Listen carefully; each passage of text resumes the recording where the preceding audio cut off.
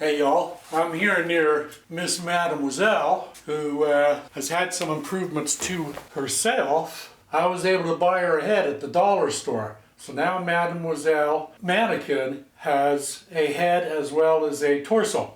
Of course it's a fake head, it's a styrofoam head, and you can see the old empty tissue box that's holding her head up so it doesn't fall off. But anyway, I'm going to go over there and stand in front of there and give you a little talk on these jeans that we're working on. And what I wanted to point out to you is this is the right front of the jean. That's the outside and that's the inside. You can see the pocket there, the inside of the pocket at the top, that white pocket lining with some printing on it. What I'm going to be doing in this video is showing you how I learned to rip stitches on the seams. So I've got the stitch ripper and all that, but before we do that I want to get into this bit of information on the inside of the jean in case you are also new and going to thrift shops to find jeans to work on. So here I am over in the work area again, and thank you Mademoiselle Mannequin for your help in the video. And what I want to point out to you with the stitch ripper point is that it says for over 140 years in English, and then it says depuis plus de 104e ans. I'm not sure that quatrième means 40.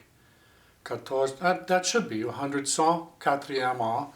So for over 150 years, 140 years, and these are thrift shop jeans. I got these at the thrift store, the vintage store. Paid 15 bucks Canadian, about 11.5 American for these. And right next to them over there, I have a new pair of 501s. And in the 501s, in very small print, right under the 501, it says for over 150 years. So these were made 2024, so that would lead me to believe and speculate that these jeans are 2014 or previous. So that's an interesting thing if you're buying both new jeans and thrift shop or vintage shop or used jeans. Now, so I wanted to show you that because I learned about that, and I just wanted to point that out so you can figure out roughly. As far as I know, the information I have learned that in order for jeans to be vintage Levi's, they have to be made in the USA. They have to be made in the USA. So that's a big one because a lot of times they're not made in the USA anymore. And so if it doesn't say made in the USA, they may be old, but they're not official vintage. But that doesn't really matter. So I want to point out something else. There's the serging, the finishing serging that was done once this pocket was folded over and it was secured there. And I'm thinking that when I add the second needle and the fourth spool of thread to the serger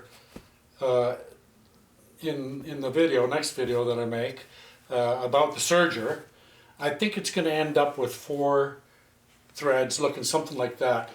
Mine will have colors because my 4 threads are 4 different colors: yellow, red, green, and blue. Obviously the factory in Levi's, they just used black. So I wanted to point that out. But what I'm going to do now is get right to the point again. There's a lot of points in this video. Another very important point I would like to make, I know you're glad I didn't say point out. Another very important point, there I did, I fell right into it, that I want to mention is that when I became a committed sewer, I also had to become a committed ironer. And I did have to get another Singer Steamcraft. My first one, it croaked. I don't know, it just up and stopped. So I got another one, and there it's working nicely now. And so we're going to get to work right now on the seam ripping with the mighty seam ripper. Alrighty. The thread ripper, it has a little red ball on it. And the thread ripper, if I can find my pointer, no I can't. What are we going to use? I'll use this. I'll use the other thread ripper to point at this one. But the thread ripper has the sharp blade on the thread ripper, the sharp blade on the thread ripper, the sharp point part is right down there. And so I learned that when you want to rip thread, you have to take the ball and put it under where the thread is. And then you push it forward, and the ball prevents the pointed end of the ripper from tearing into the thread. Because if that goes into the, into the material, into the cloth. Because if that goes into the cloth, if you do it that way, then that point is going to tear into this cloth whether it gets the thread or not. It will destroy the cloth. So if you're using a thread ripper and you really are new like I am, this is a valuable video for you because you want to get it right under the thread that's right there with the ball, and then as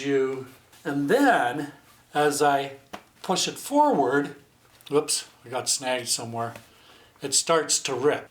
And it should work, hopefully, that you can get it in there and then go right up like that for, but I did about 5 or 6 stitches there. Now I'm here, a few more.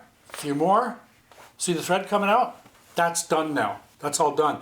And that's how quick it can be when it's done correctly. Because if it's not done that way, it's really, really slow. And it's the same way on this side here. I need to find a spot where I can get the ball of the ripper underneath the, the joint of the cloth where the seam is made. And then, let me see where I need to be here.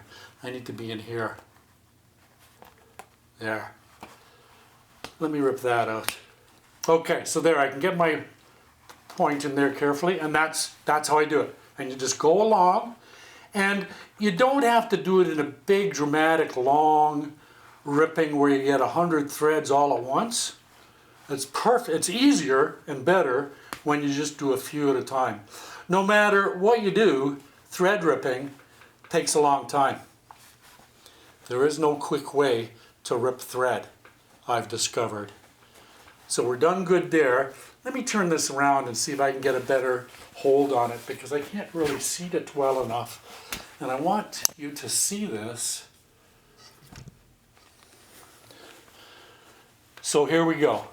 I've got it under there.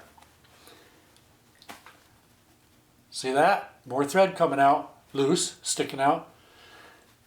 And I'm only getting 1 or 2 or 3, but eventually, once you practice, you can get a bunch of them. See, we made some real progress there. And there. Whoops.